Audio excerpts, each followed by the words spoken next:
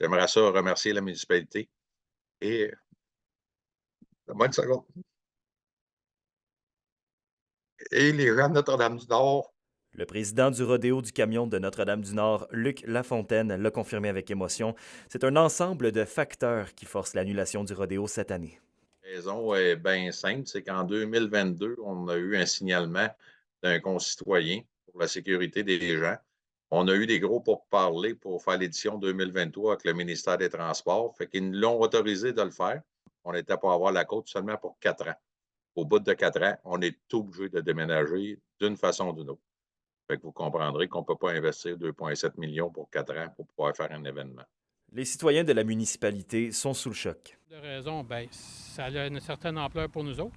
Je ne te dirais pas qu'on vit à l'année de ça, mais c'est de quoi qui fait que quand tu perds un événement comme ça, puis le déplacer, oui, l'intention est bonne, mais le charisme qui se rapporte à cet événement-là, l'endroit où ce qu'on est, va-t-il être capable d'être reproduit? De son côté, la préfète du Témiscamingue est endeuillée de la fin d'un événement qui, dit-elle, donnait le coup d'envoi aux festivités estivales. Toutefois, selon elle, il est important que le déroulement de l'événement soit repensé.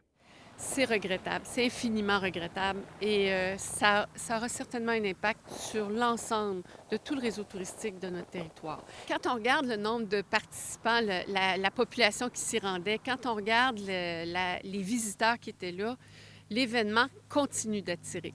Est-ce que cet événement-là a amené son lot d'enjeux au niveau de la municipalité? C'est probable. Le premier travail qu'il y a à faire, c'est la redéfinition de la proposition, de l'expérience qu'on veut offrir aux visiteurs et à notre population.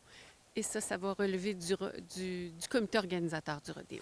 Alors, ce sera tranquille à Notre-Dame-du-Nord cet été. Toutefois, les organisateurs nous ont confirmé déjà travailler pour l'édition de 2025.